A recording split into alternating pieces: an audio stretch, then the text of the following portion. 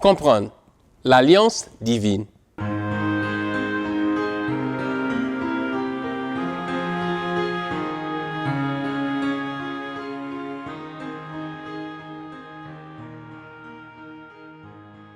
Bienvenue à votre émission.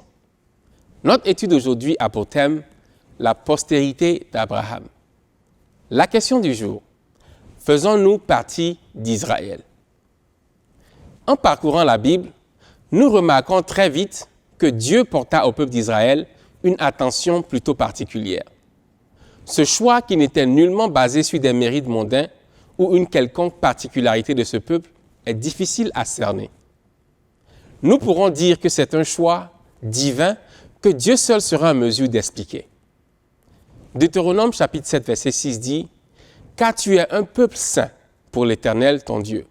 L'Éternel ton Dieu t'a choisi pour que tu fusses un peuple qui lui appartint entre tous les peuples qui sont sur la face de la terre. » Quel privilège et quel honneur pour Israël d'avoir été choisi par Dieu comme peuple saint, mis à part. Qu'en est-il donc des autres peuples? Faisons-nous partie d'Israël? Dieu, dans son amour, voulut faire d'Israël ce bel et unique exemple. D'Abraham à Jacob, de Moïse à Élie, de David à Jésus, nous avons la démonstration qu'avec Dieu à ses côtés, rien n'est impossible. Quand bien même il aurait décidé de détruire la terre avec la pluie, il eut un plan de salut à travers Noé.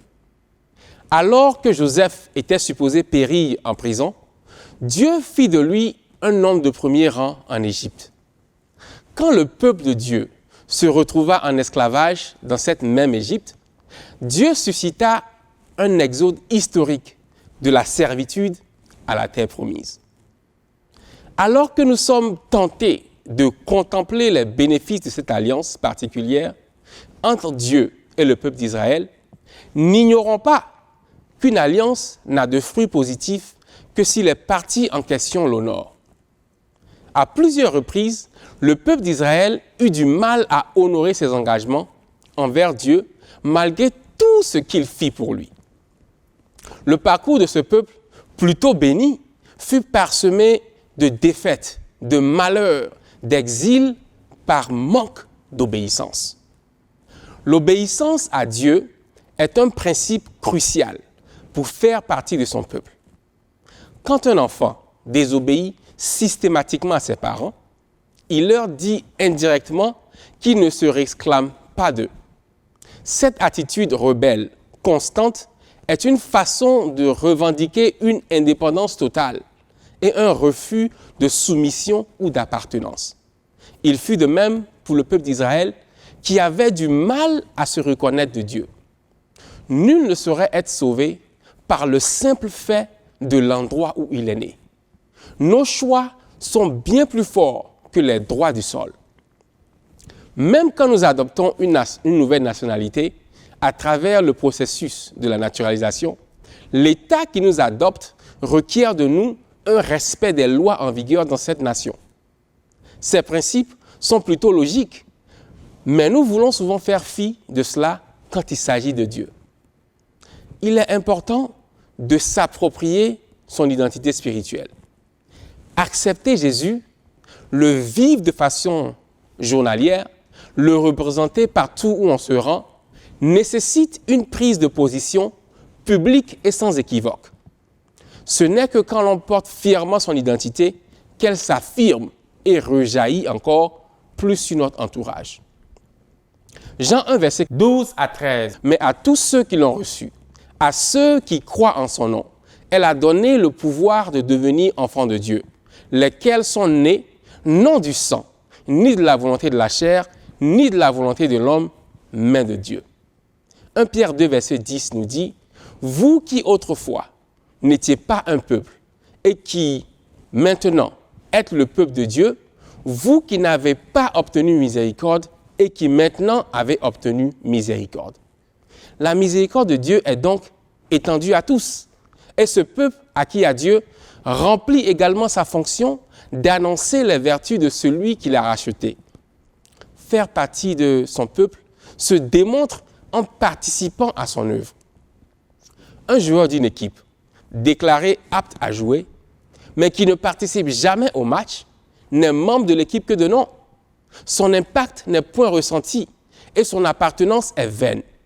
Il nous faut participer activement à l'œuvre de Dieu pour démontrer que nous sommes de son peuple.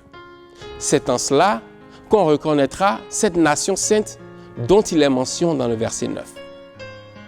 Romains 4, verset 13 nous dit « En effet, ce n'est pas par la loi que l'héritage du monde a été promis à Abraham ou à sa postérité. C'est par la justice de la foi. Il n'existe aucune procédure au monde pour faire partie d'une race élue, d'un sacerdoce royal, d'une nation sainte. Aussi, Dieu ne saurait nous imposer ce en quoi nous n'avons pas cru. Nous ne pouvons pas faire partie du peuple de Dieu malgré nous. Ce n'est que par la foi que nous démontrons notre appartenance. Il faut avouer qu'il est difficile de se retrouver dans ce monde en perpétuel changement et qui est truffé de confusion. Faire partie d'Israël spirituel passe par l'obéissance, la foi en Dieu et la participation à propager son évangile. Que Dieu nous aide à accorder moins d'importance à notre identité terrestre et plus à notre identité spirituelle. Je vous invite à accepter l'offre de Dieu à faire partie de son peuple. Prions. Éternel notre Dieu, notre Père, nous te remercions infiniment pour ce message. Ce message d'ouverture, ce message où tu nous offres la possibilité gratuite de faire partie de ton peuple. Donne-nous l'obéissance nécessaire. Donne-nous la foi en toi et en ta parole. Donne-nous d'accepter cette offre, cette main tendue que tu nous offres aujourd'hui. Nous prions pour tous ceux qui nous regardent et qui nous écoutent et nous prions que ta parole touche leur cœur en ce moment afin qu'ils puissent accepter cet appel que tu leur lances. Que ta grâce soit ressentie auprès de tout un chacun de nous, car nous t'avons prié au nom de Jésus. Amen.